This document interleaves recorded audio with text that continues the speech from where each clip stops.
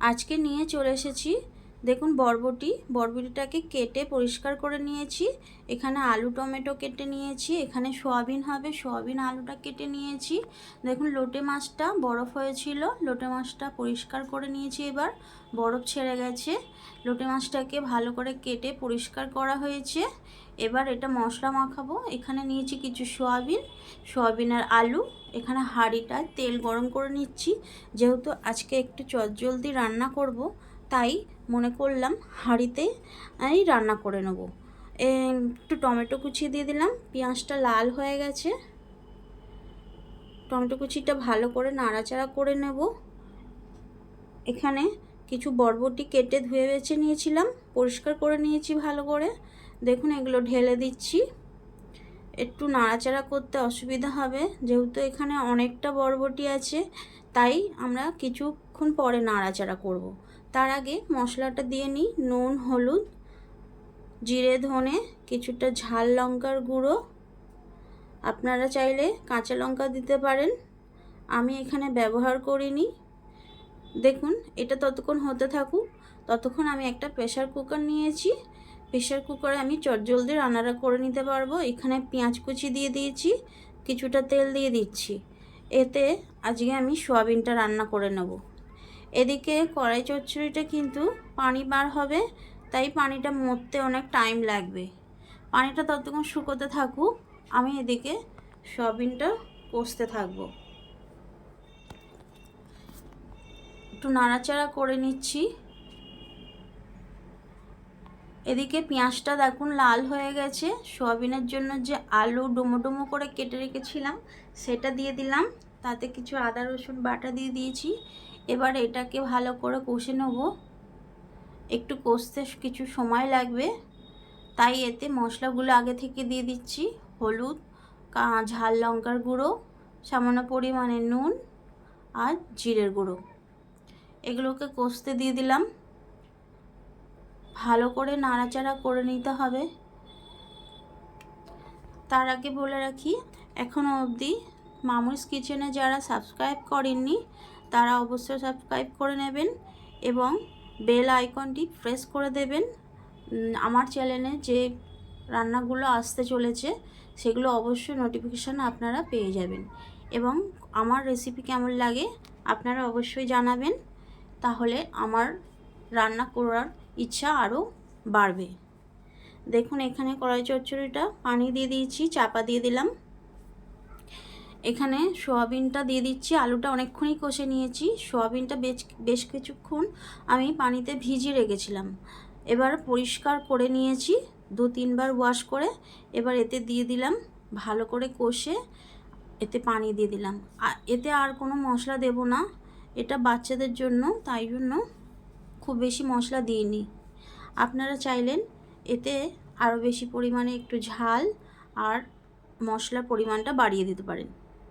আমি এদিকে লোটে মাছটা ভালো করে ম্যারিনেশন করে নেবো। তার জন্য কিছু নুন, হলুদ, পেঁয়াজ কুচি, জিরে, ধনে, কিছুটা সর্ষের তেল ভালো করে মাখিয়ে নিচ্ছি।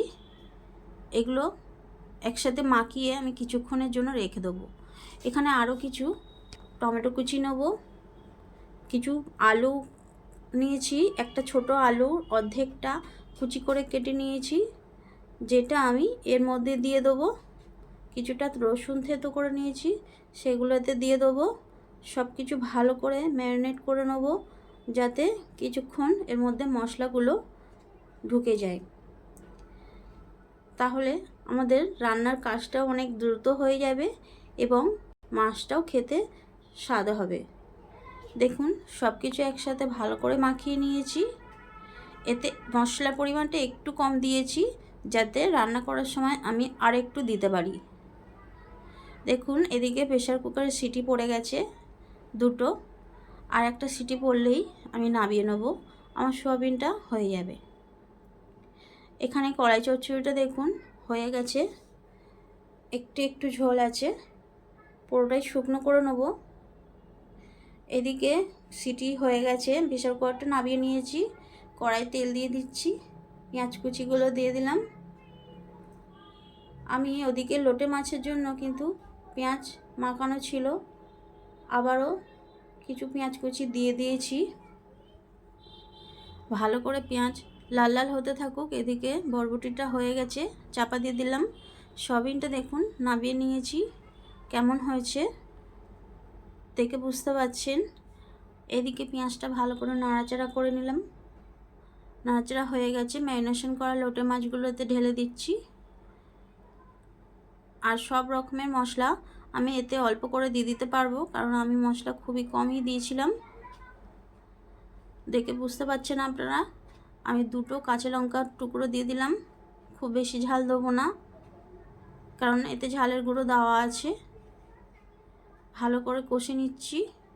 দেখুন এতে পানি দিয়ে দিলাম। খুব বেশি কষতে হয় না, কারণ এতে অনবরত পানি বার হয় এবং লোটে মাছ খুব গলে যায়।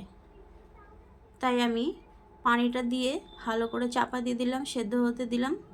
এবং দেখুন ঢাকনাটা খুলে দেখে নিচ্ছি। লোটে মাছ হতে বেশি সময় লাগে না। দেখুন হয়ে গেছে, রসটা মরলেই মাছটা হয়ে যাবে। একটু তলা দিয়ে ভালো করে নাড়াচাড়া করে নিলাম। সামান্য উপর দিয়ে তেল ছড়িয়ে দেবেন এবং গরম মশলার গুঁড়ো দিয়ে নামিয়ে নেবেন। দেখুন রান্নাটা হয়ে গেছে, নামিয়ে নিচ্ছি। একটু একটু ঝোল আছে। এরকম ঝোল অবস্থায় অনেকে খেতে পছন্দ করে, আবার একদম শুকনো অনেকে পছন্দ করে। আমার এরকম বেশ ভালো লাগে, তাই আমি এভাবে নামিয়ে নিচ্ছি। আপনারা বাড়িতে অবশ্যই ট্রাই করে দেখুন। একটু পেঁয়াজটা বেশ মুখে পড়বে, আলুর টুকরো বেশ অসাধারণ লাগে। আপনারা অবশ্যই একটু ট্রাই করে আমাকে কমেন্টে জানাবেন। ভালো লাগলে অবশ্যই শেয়ার করবেন এবং ফেসবুক পেজ থেকে দেখলে পেজটা ফলো করে নেবেন। দেখুন রান্না তিনটে রান্না হয়ে গিয়েছে। রেসিপিগুলো কেমন লাগলো আপনাদের আমাকে জানাতে ভুলবেন না।